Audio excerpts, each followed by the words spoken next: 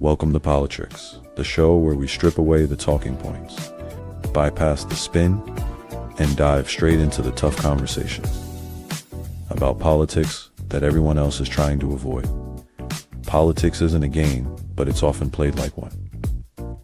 On this show, we expose the strategies, question the motives, and break down how the decisions made in back rooms actually impact your daily life. We aren't here to echo party lines or give anyone a free pass.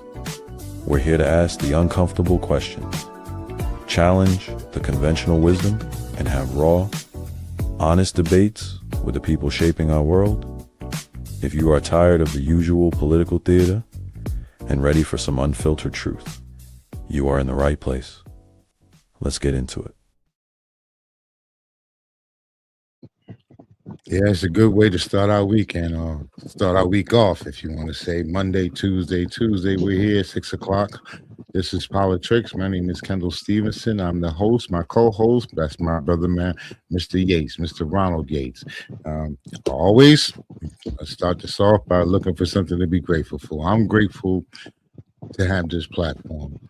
I'm grateful to have the family, friends that I have around me. I'm grateful that things are starting to move in a positive forward direction. So again, like I say, you guys, every time you wake up in the morning, you should always look for something to be grateful for. All right, let me bring my boy in, Mr. Ronald Yates, and boom.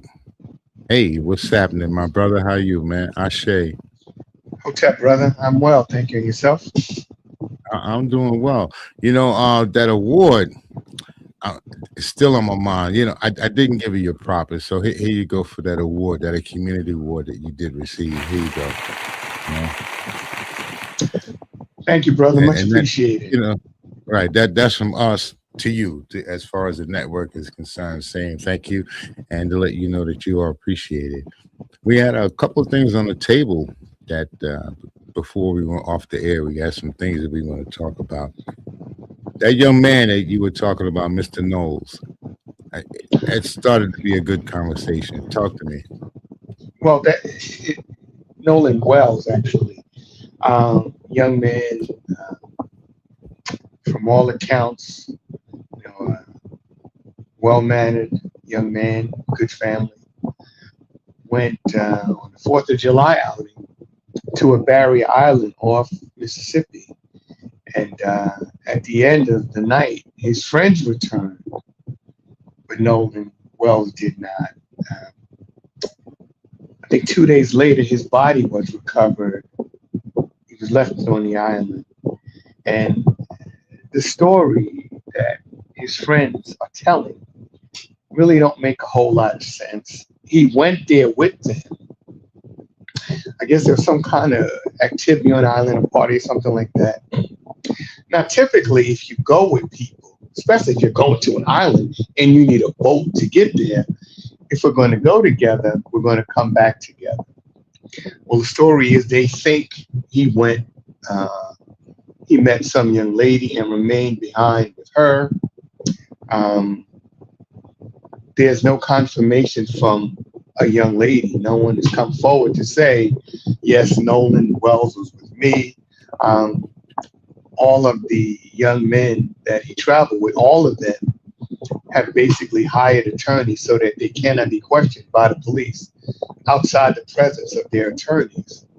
So it's a difficult time for the family.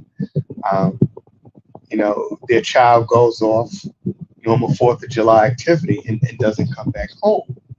So I would like to express my condolences to his parents, to family and friends, and the community at large where he lives. It is something that happens to Black people, brown people in this country way too often. So I'm hoping that there is a good outcome that gives some solace to the family. So, do you think there was something nefarious that went down there with his buddies, his friends?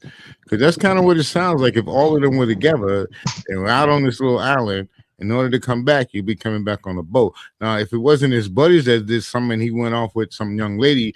Was it racism involved, maybe? Well, what has come out is that this young man, I think he was 18, 19 years old. We all know that teenagers don't go anywhere without their phone. They go to the bathroom and take the phone with them. Mm-hmm. Somehow the phone got back to his parents, not the boy, but the parent. But the phone got back to the parents. And some of the text messaging between he and his friends had been deleted. Clearly, Nolan Wells didn't delete this information or these text messages. Someone who was with him, someone on board that boat, more than likely, erased the messages. So if there's nothing going on, if this was just a situation where a mistake was made, why lawyering up immediately and why erase messages off his phone?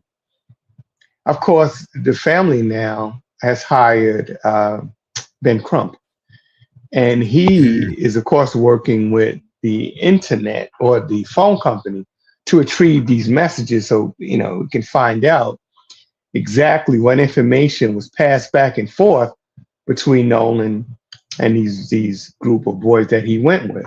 So, yeah, I would say something, I don't know if I use the word nefarious, I'd say something is strange as it relates to this young man. Because you said they were all buddies, right? I mean, there wasn't any animosity or fighting or anything between them, arguing or anything like that, was it? Well, so far as we know, there was not. These are apparently friends from school, from the community. Apparently, they spend a lot of time together. So, the thing is, what occurred on the island, we do not yet know. Could there have been a disagreement, altercation? That's possible.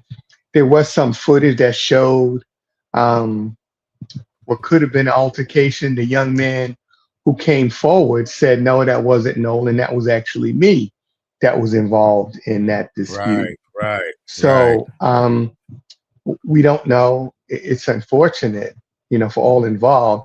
We just have to kind of take a wait and see approach and see what develops as it relates to this young man's death. Not that it should matter, but it was a group of young African American men, or No. was it a mixture? No, Nolan Wells was the only black kid on the boat. I don't know how many black or brown people were on the island itself, but on that boat, Nolan Wells was the only black person. Now, this island, is it like exclusive or something, or I wonder if this is an island that's frequently visited by African Americans, or if it's not frequently visited, then why? Maybe there is some racial stuff going on there. Well, it's a barrier island. I don't believe it's an inhabited island. I think that in this part of Mississippi, kids go there to hang out. But I do not believe it's inhabited. But from what we know thus far, it is a place that the kids in the community go to hang out. And they were hanging out that, July 4th, they chose to go to this particular island. I think it's called Horn Island. Well, again, our condolences here out to the family and for your loss. It's a terrible tragedy. Terrible tragedy. I can't speak English anymore. It's terrible, right?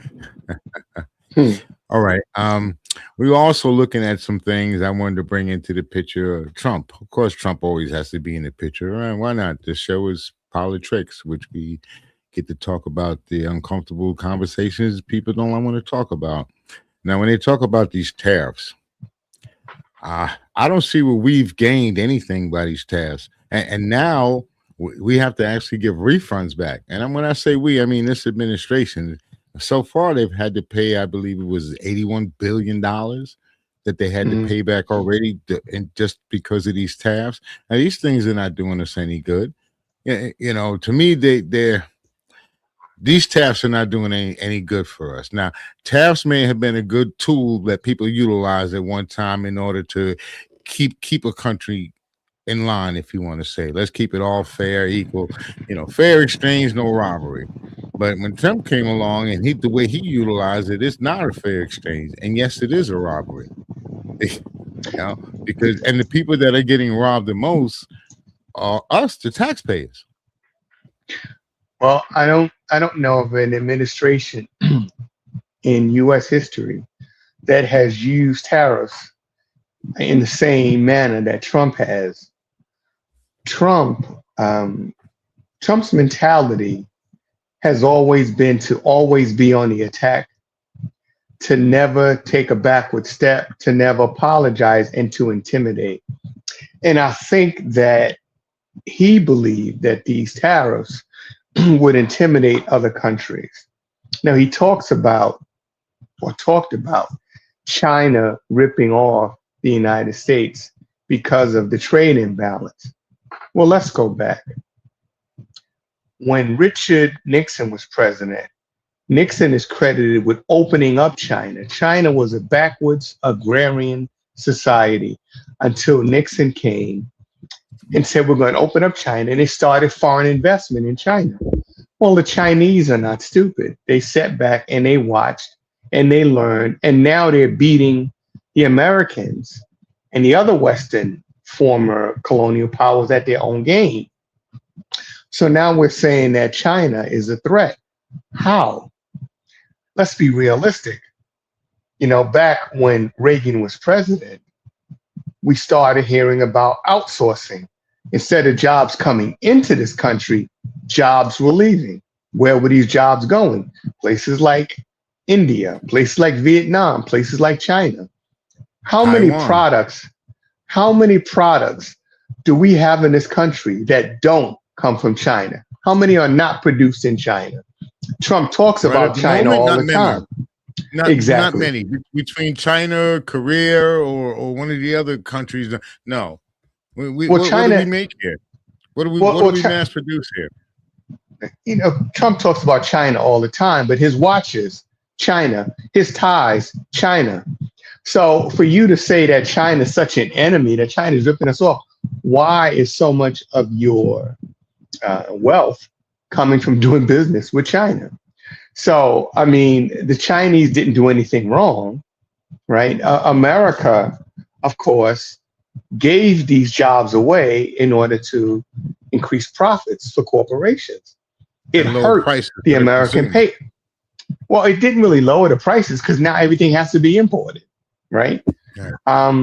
So did it lower the price? And when you add the tariffs on top of that, which we pay the tariffs, not the exporter, but the people who make the purchases are going to pay the cost of the tariff.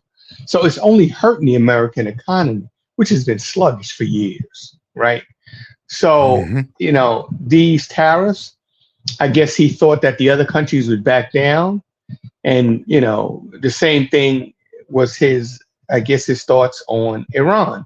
If we threaten Iran, Iran will back down, right, and get in line. Well, no, that's not happening anymore. So now we're back to a situation where we're now, again, firing missiles into Iran, and Iran is retaliating by firing missiles into American bases and, the neighboring Arab countries. Now, the question we should be asking is, how are they doing this? Last year, 2025, Trump launched an attack on what he said was Iran's nuclear sites. Mm-hmm. Trump said that he obliterated these sites, that he set back the Iranian nuclear capabilities years, decades, right? So if it was set back a year ago, why did we invade in June, right? A year later, if their capabilities had been obliterated. Then he said the war was over within the first hour. We destroyed their missiles. We wiped out a good portion of their military. Well, how are these people launching missiles, bringing down U.S. aircraft if we've obliterated everything? We didn't deliberate. We had that conversation before because, I think one of us was thought that the war would be over with like quickly, and I was like, no, I don't think so. And here we are, months and months later, and we're still at war, if you want to call it. Even though this administration now doesn't utilize, they don't want to utilize the word war, but that's where we're at. And it's going to come down. I know we got this physical war, but it's going to come down to an economic. Who can stand it the most? Who can afford it? Who can afford to Well, lose the most? the reality is nobody can. America is about $40 trillion in debt, right? So with the debt, with Americans losing jobs, you have to keep in mind that when Trump came to office, he and Elon Musk, took a literal chainsaw to American workers, right? Government workers, you know, thousands of people would drop from from the work rolls. You And mean the then you African have American people, right? The like especially the women, the African American women. women, black women, yes, but people in general, right, Mm. lost their jobs and continue to lose their jobs. If you look around here in Northeast Pennsylvania, you see factories are closing down, right? We're not opening new businesses. The businesses we are opening are things like restaurants and stores, which how many employees are you going to add with a restaurant or a store? How does that boost the economy, right? So all these actions, the war, um, cutting of jobs, the tax cut that helped billionaires and trillionaires like Elon Musk, all of that has a negative effect on the overall economy. And the problem is that people say, no one tells Trump. Why do you have to tell this man? This man that says, I'm a stable genius. This man that says, I was the biggest builder and developer in New York City. I'm a businessman. This guy that was on Apprentice, appearing to know what the hell he's talking about. Why do you have to tell him simple things like the tariffs are hurting? The American Because people are suffering. listen, that man don't know nothing about suffering. He's never known anything about suffering, and the people that are around him, they don't know anything about the suffering that American people do because they haven't had to deal with it. They're spoiled people with a lot of money, and they money make the world go round. So it's been their world. That's it, their world. And they want to control it the way that they want, and they utilize money to do so. With people, they've been doing that back since the Rockefellers, man. The DuPonts, on and on and on with people with in power with money.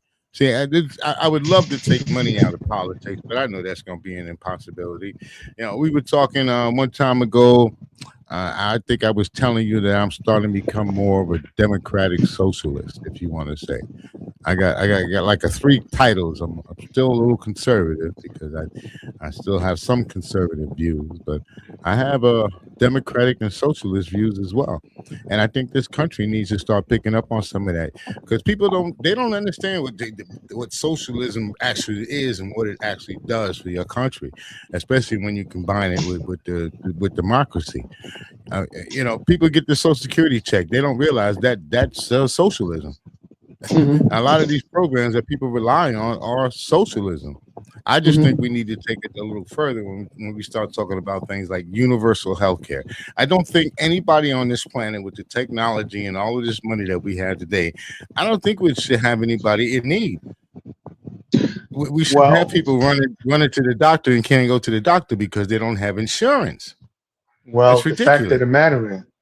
the matter is, that um, Obamacare was allowed to expire just weeks ago, and all those who had been utilizing Obamacare um, for their health coverage, they've lost that. Of course, they had the opportunity to pay for health care, but the cost is skyrocketed. Under Obamacare, the premiums were kept affordable for working class and poor people so that they could have insurance and see a doctor. Now that those subsidies have been removed, by the Trump administration, costs have skyrocketed. So many people have decided to just do away with their health care. So what you're going to see is a rising number of people, an increasing number of people who do not have health coverage. Now, I mean, being from New York, I'm sure you can remember back in the 80s and 90s when you went to an emergency room and there might be 500 people sitting there waiting to see a doctor. A lot of these people were either underinsured or uninsured. But, you know, hospitals have to provide some means of care. They have to at least stabilize you. Whereas your doctor's office, if you don't have insurance, they don't have to see you. People now are going to go to these hospitals. They don't have a choice. So what we're going to have is overcrowding in hospitals. And in some of these, let me just say, many of these red states, many of these rural hospitals have closed down. So now a hospital may have been 10 minutes away. Now the closest hospital may be 2 hours away. So what we're creating is an absolute mess. Yeah, and it's been created and it's been going on for a while. But the people of now, let's say this time, people that were born in the 90s or people that were born in the early 2000s, the environment that they're growing up in, they don't know any other environment. You got people that grew up under Trump. That's all they know is Trump or Obama or that's all they know is president, as being the president. That's it. So the people of the day, the younger, especially the younger people, they grew up without having a union. They don't know what it is to live with a union and to have the benefits of a union. You and I understand that. You know, they took care of us. Like I always said, my union, along with Verizon, they took care of me and they bought me a nice house. And nowadays, it's hard as hell to buy a house, especially if you're young. But these are the conditions that they grow up in. They don't know any better. In other words, they don't know any different. Well, you know what? They don't know when America was great either, but they still support it. Now, you ask people, when was America great? Some of them will tell you it was the 1950s. Well, what was going on in the 1950s? This was the height of segregation. This was Jim Crow. This was lynchings. This was when women had no rights in this country, right? You know, so they thought that was greatness. Those people that were around during that time, because the economy was doing relatively well. They were building the interstate system, so jobs were plentiful. But since that time, when has America been great? For the people, you know, of our generation, you know, and those subsequent generations after us, what do they know about American greatness?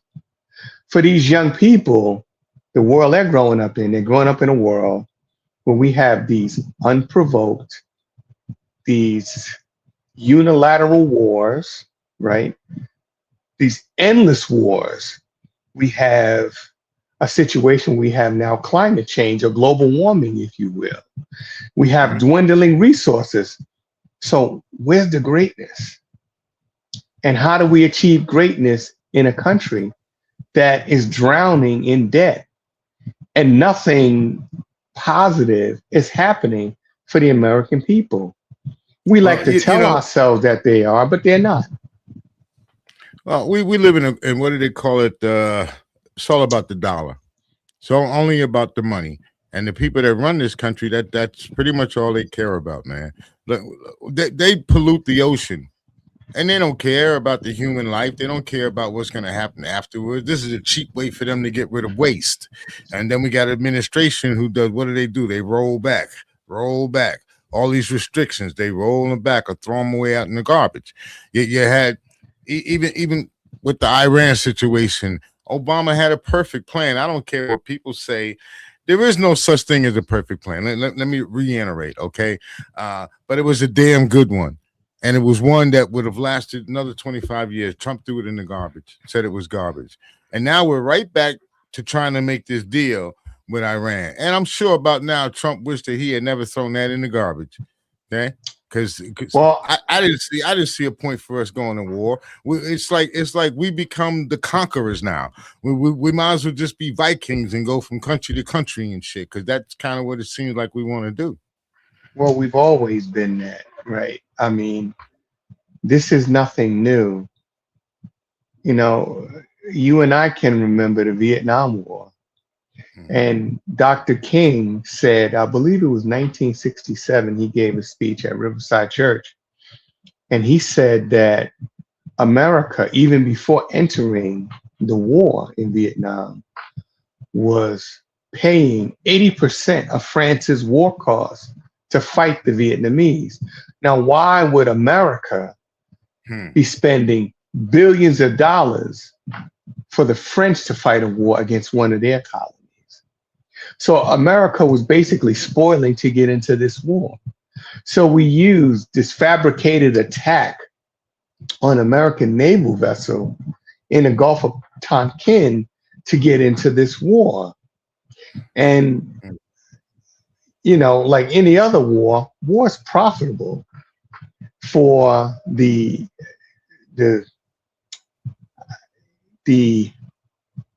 term I'm looking for is the one used by Eisenhower. And he talked about the military industrial complex. That's the term I'm looking for. And the dangers of it. Well, we didn't really hear what Eisenhower was saying. So many distractions in this country while you're looking the other way. The military industrial complex is, of course, cutting or putting pressure on Congress to cut funding for things like education, for things like healthcare. And that money goes to the defense budget so that now we can drop more bombs on Iran, in Syria, in Yemen, right? In Libya. We can drop more bombs and we can take more resources. And that's what it amounts to. And, you know, for the American people, you know, but you see, that's the ideology. Right. That's the ideology of white supremacy. What do they call it?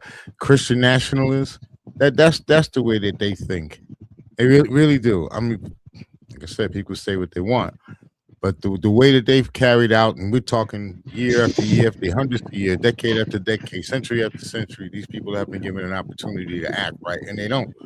They would rather enslave people and look in the Bible and say, yeah, well, this is the reason why we can do so, or change it to make it so that they can do so.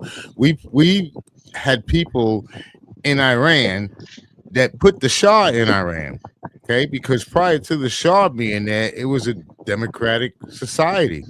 We put the Shah in there. He did all kind of crazy stuff, killing his own people, all kind of stuff. Then we turn around and say, well, you know, the Shah is a bad guy, so we got to take him out. And now his son, who's worse than he was, he's in charge. So this mess that we're not in, the Shah. The Shah was put in by the U.S. government, yes. But what you're talking about is the Ayatollah. The Ayatollah, his son has taken over. And they say he is more, I hate to use the term radical, than his father. You know, that's a term we like to use to refer to other people, that they're radicals. Well, you know, on July 7th, a man left his home in Houston, Texas, on what he thought would be a normal day. Well, some ICE agents in unmarked cars tried to pull him over. Unmarked cars, people wearing masks. Who are these people? He doesn't know. There's a confrontation where the ICE officials or agents who tried to stop him said he weaponized the car, that he tried to run down an ICE agent. They opened fire and they killed Lorenzo Salgado Araujo. Again, my condolences to his family. Yeah. Yesterday in the state of Maine, ICE is out on one of their roundup missions. And just like with Mr. Araujo in Houston, they thought that a person that was wanted, they thought they spotted this person. They attempted to pull over a 26-year-old Colombian immigrant in Maine.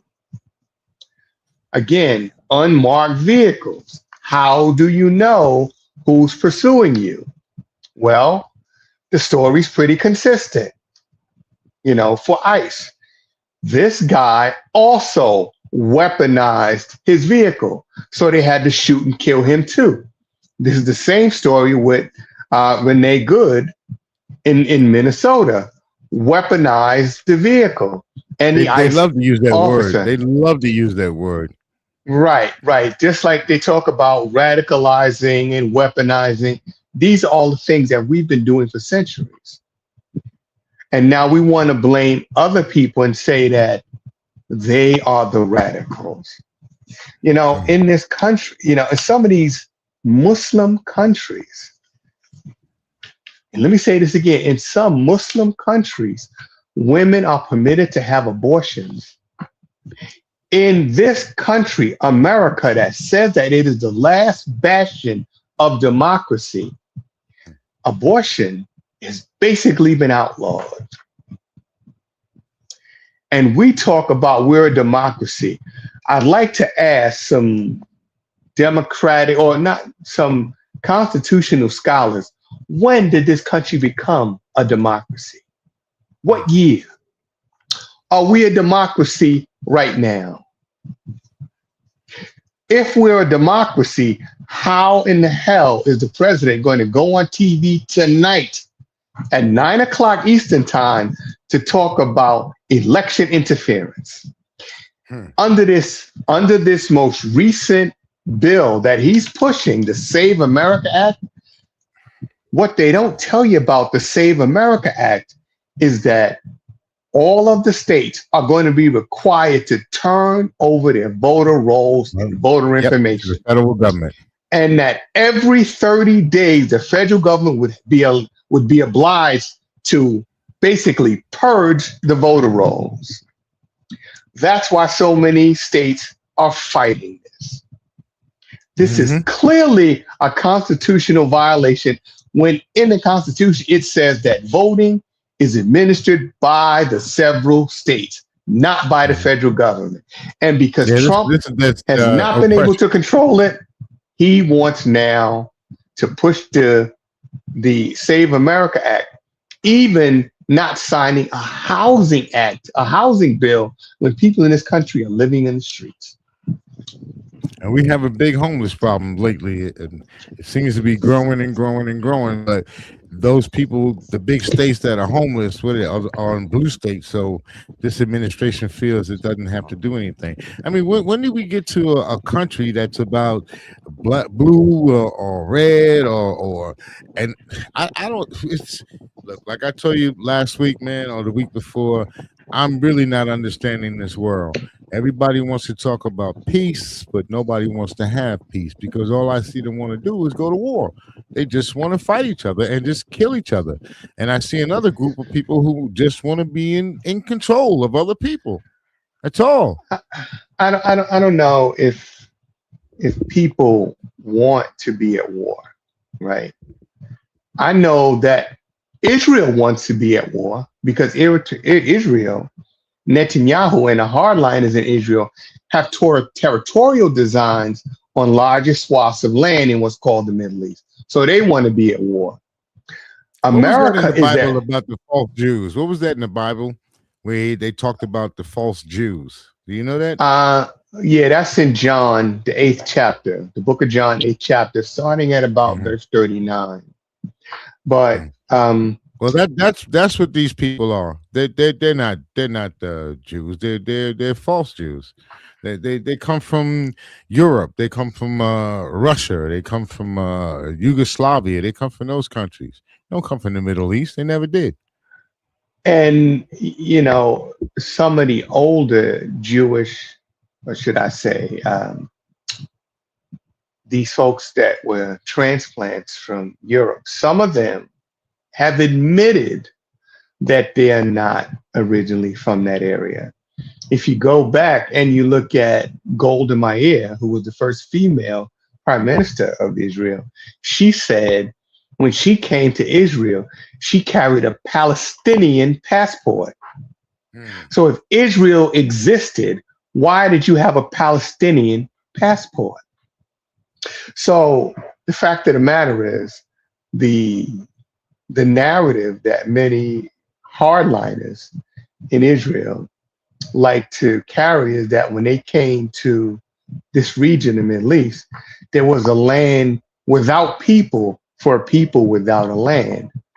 In other words, they're saying there were no people there when they arrived. And essentially, if you look at it in this country, when Columbus arrived, right, there were people here. But what do we know of those people? These are the same people that were here for centuries. And now we're telling these people, oh, you can't cross these artificial barriers we call borders nowadays. Mm-hmm. You came, so if I come to your house, point a gun at you and your family and put you in the basement and tell you the rest of the house is mine, and then I tell you your family and friends who may come to visit, no, you're not allowed to enter here because I now own the house, and now you are violating the terms of my agreement. You're a trespasser. You can't come here anymore. Is that legal? Now, see, that would go along with the argument here, with that same argument here, especially a lot of younger white people here in this country, some of the older ones feel that we as African Americans, we shouldn't receive any reparations. But I heard a good analogy. My man said, look, so if you come in my house or you come by me and you steal my mother's car, right? And then you take my mother's car and give it to your son, is that still my mother's car? He said, yeah. And if he gives it to his son, is that still my mother's car because you stole it? So that's kind of what they did in this land. They came here and they stole it and they changed it. And then they said it's mine, but it's not really yours because you stole it. It still belongs to the original people here. Mm-hmm. Mm-hmm. Well, so they said see what they're trying to do at the reservations, right? They're having issues at the reservations too. Where are you going to deport them to? Right, Native Americans. So for people that call themselves white in this country, because they're really not white. White was just something that was made up by the British, right, after Bacon's Rebellion. But for those people that call themselves white, they wanted to assimilate Black, brown, and other people to a certain point, right? You can take part in our holidays because that's economic. We're going to make a lot of money off you. But in terms of benefits that were given to people that call themselves white, no, you can't have that. So, there was an argument going back and forth on social media about Black people celebrating the 4th of July. Should we or shouldn't we? So I'd like to ask people, was that my fault? Was that my fault? Because no, for weeks we have been talking about that, and then right. Okay, right on. No, but it comes up pretty much every year, and so I'd like to ask people. So in Nazi Germany, every year they had the Nuremberg rallies. How many Jewish people went to the Nuremberg rallies to celebrate? They didn't, because they weren't invited. They would have gotten killed if they showed up there. April 20th, 1889 is Adolf Hitler's birthday. It was celebrated as a holiday in Germany. How many Jewish people celebrated Hitler's birthday? People empathize with them and say, well, I could understand you not wanting to take part in these Nazi holidays because your people are being rounded up, put onto trains and taken to concentration camps, death camps. So you can sympathize with them and understand why they would not celebrate. Black folks put into the hulls of ships, spread throughout the entire planet, right? Made to speak English, made to worship a certain way, made to conduct themselves a certain way. But if we don't want to celebrate a holiday, oh, you're wrong. You're not being patriotic. You're not you're not celebrating America's birth. Well, America's birth for many people meant death for the Native Americans and death to millions of Black people. So no, we don't want to celebrate that. And the only people who were free at that particular time was what, white, if you want to use the term white landowners. People had to have money in order to make those kind of decisions, because the only people that were able to vote, were white landowners. So when they said we the people, they're not talking about we the people. Black people were only considered 3/5 of a man at the time. And when they talk about the natives, they talk about them as savages. They put it in writing. Women had no say about anything. So when did we become a democracy? When was it? They tell us this country was founded as a democracy, but only one class of people were allowed to vote. Is that a democracy? No. And even after that, white men were given the right to vote. Is that a democracy? No. And even today, after the Citizens United decision that said as much money as you want, as corporations want, can be poured into local, state, and national elections, is that a democracy? No, because you know what they did with the corporations when that whole thing was going around is that the people were complaining because they're saying you're a corporation, you should be paying X, Y, and Z. They took it to court, and court said, no, you know what, you're people too. So now you can contribute whatever you want. It's kind of how that nonsense came around. But as far as celebrating holidays, I try not to celebrate any holiday that's not. It doesn't have anything to do with me. I just put it like that. I'll celebrate Kwanzaa. I celebrate Kwanzaa. I go through the whole, we light the candle. We do the whole nine in my house here. I make sure I try to pay some sort of tribute to my ancestors. But a lot of these other holidays, Thanksgiving, I can't celebrate that. And 4th of July, I can't do that. A lot of these holidays I can't, and if somebody want to tell me I'm not a patriot, I tell you what, you pick up your arms and you and I, we can go out here and show the world how much patriotic we are, okay? Because I'm willing to join the service and do what I got to do. And a lot of these people that talk that nonsense, they're sitting at home eating popcorn. They're not really to get out there to be a patriot. Well, you know what? We have a very distorted view of patriotism in this country, right? For Donald Trump, who got multiple deferments so he wouldn't have to go fight in Vietnam, I believe it was for Bone Spurs. Donald Trump is considered to be a patriot, right?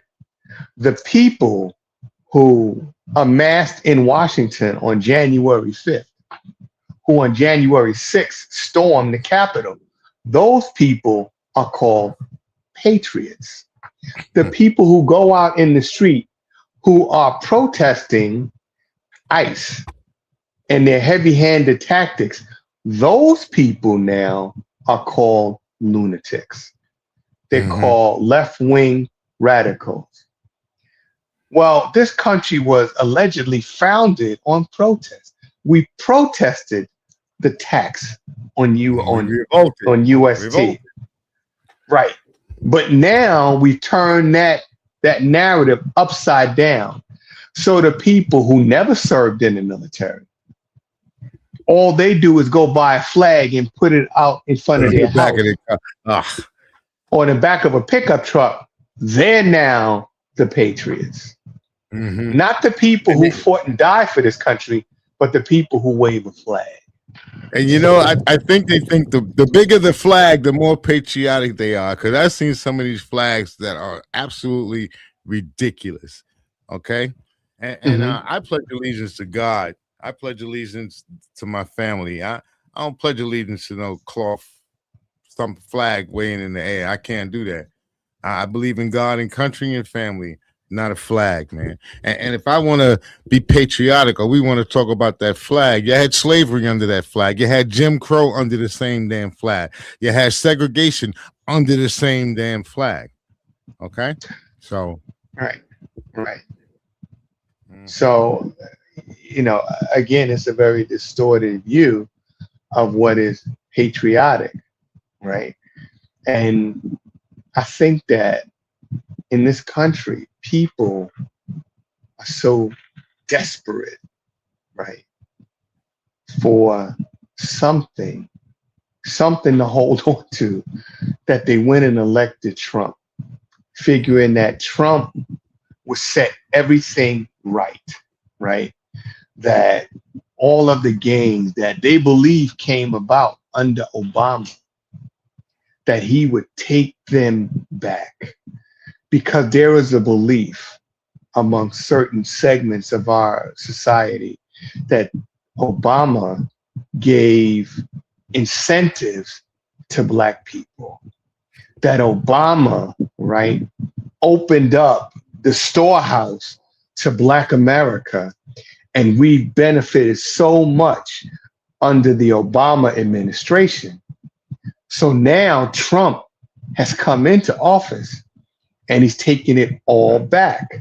He's tried for the last 10 years to get rid of Obamacare, even though his constituents rely on Obamacare for their health care. They have nothing else. See, but that's what racism will do to you. That's what racism will do to you. It will make you vote against your own interests, man. As long as you don't put a Black woman or a woman, in this case, in her case, if you don't put her in office, as long as we don't put her in office, we'll be good to go. I wonder what this administration would have been like if Kamala would have won. I wonder if we had been at war or anything like that, or we would have been in any kind of a situation. I think not, because I think a lot of the stuff this man is doing, he's uncivilized, he's unhinged, he's a barbarian, and he's a savage, a warmonger. And I don't think she was any of that. I think she was actually better qualified. I don't know if we would have been at war with Iran. And I say that because Israel determines our foreign policy. It's not determined in Washington.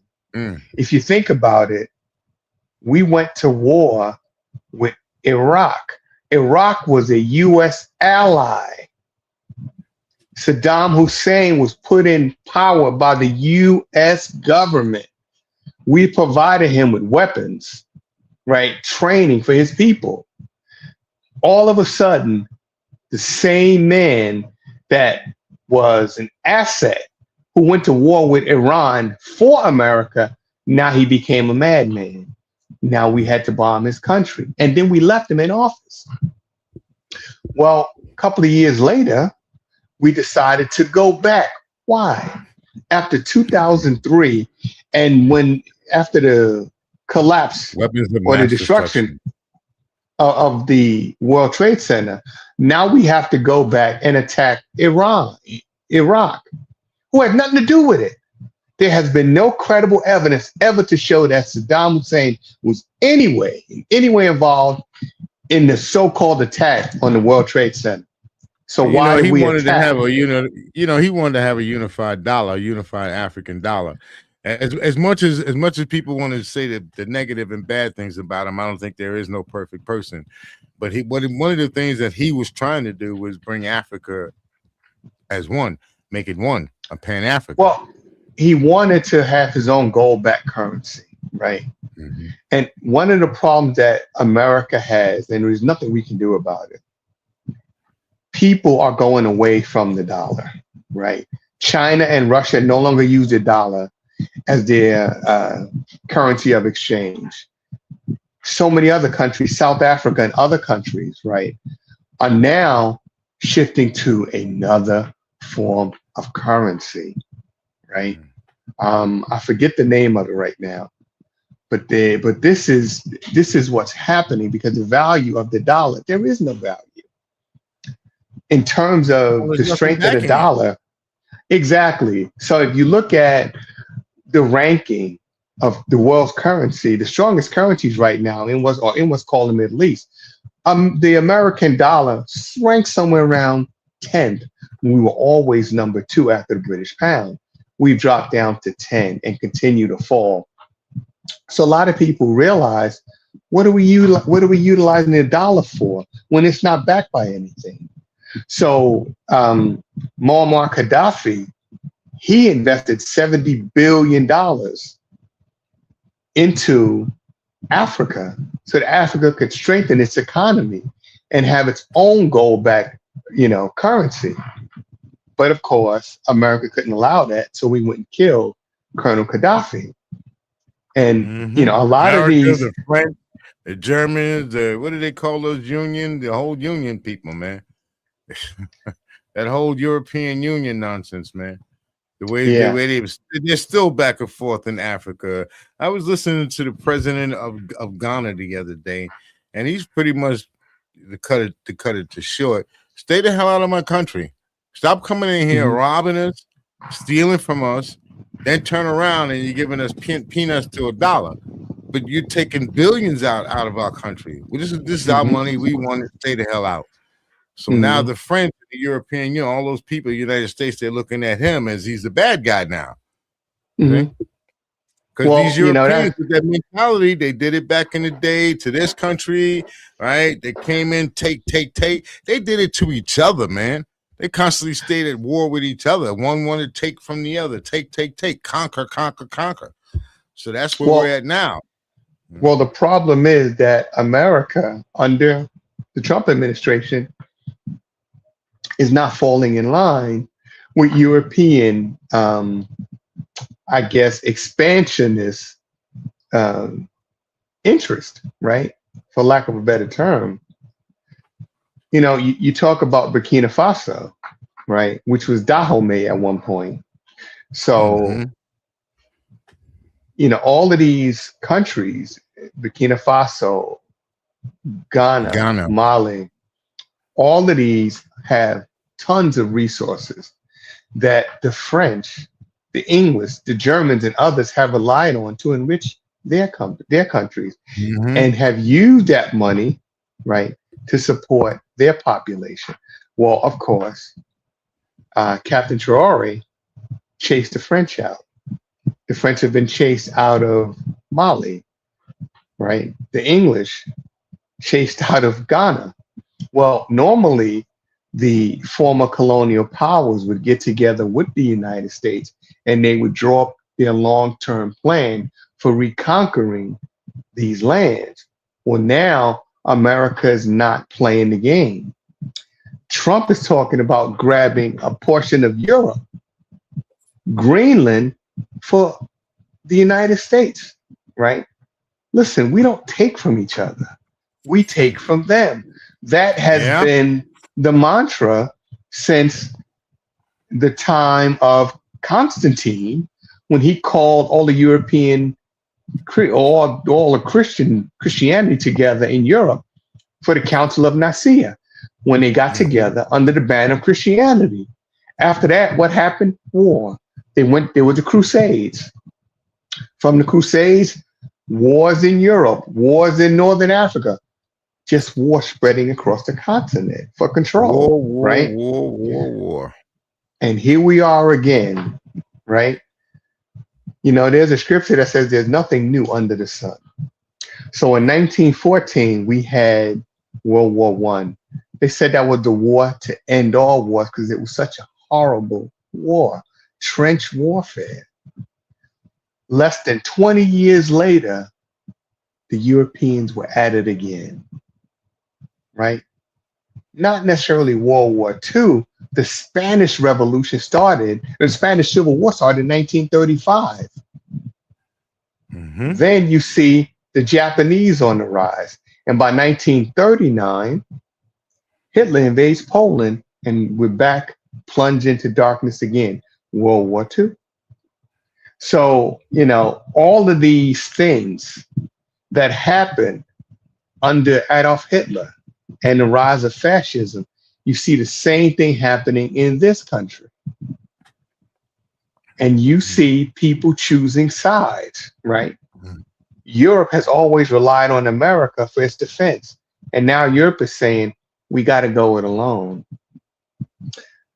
For NATO had a mandate to protect the NATO allies.